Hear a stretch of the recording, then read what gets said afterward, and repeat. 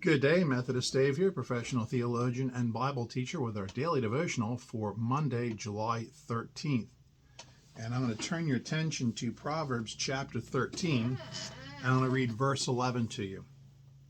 Wealth gained quickly will dwindle away, but the one who gathers little by little will become rich.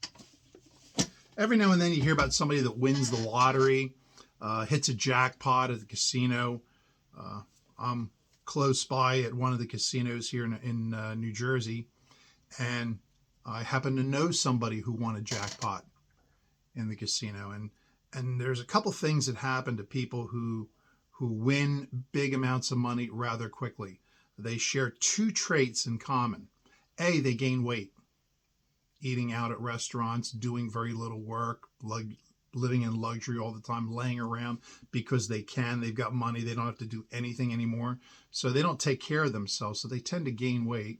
Also, they tend to spend it all.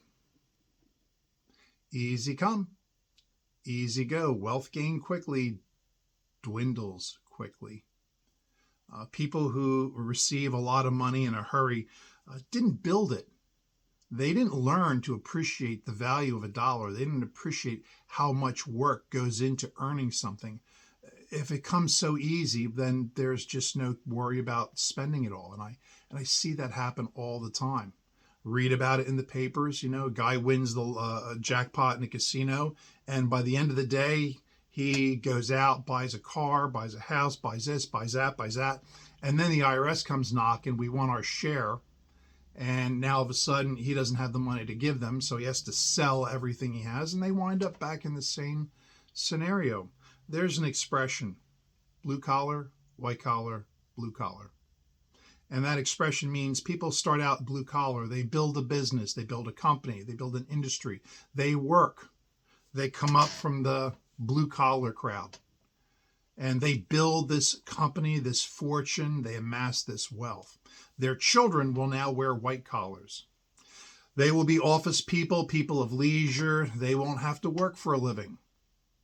But because they didn't build the company, they won't respect the money, and they'll spend it, and they'll live it all on themselves and luxuriate themselves, and they'll blow all their money, and their children or grandchildren will wind up working blue collar jobs.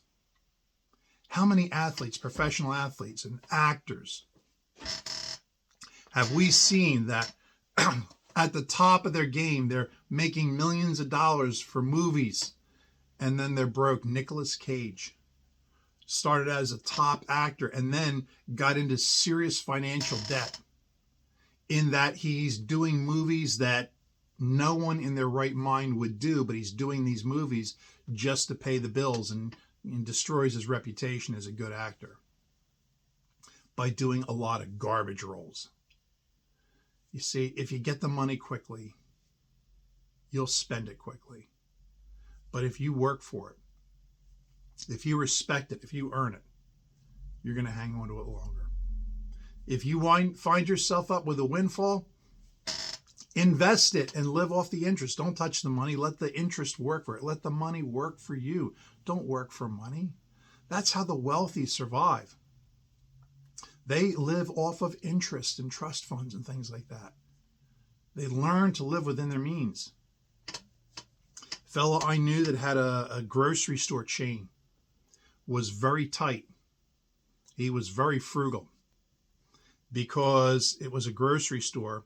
When he grew up, the food that they ate every night was the stuff that went bad, couldn't be sold in the market.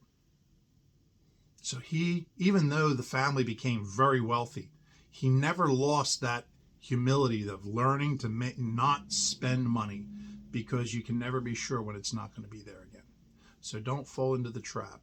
Please don't spoil your children. Don't give them everything that they want. Make them work for it. Give them a goal. If you do this job, then you will get this reward. Teach them that by working, you get things. That's a life lesson that they will take to the grave and pass on to other generations. But when you give them, and require nothing from them, when they get something, they won't respect it and they won't hang on to it. If you've got a question about this or any other subject, drop me an email, methodistdave@gmail.com.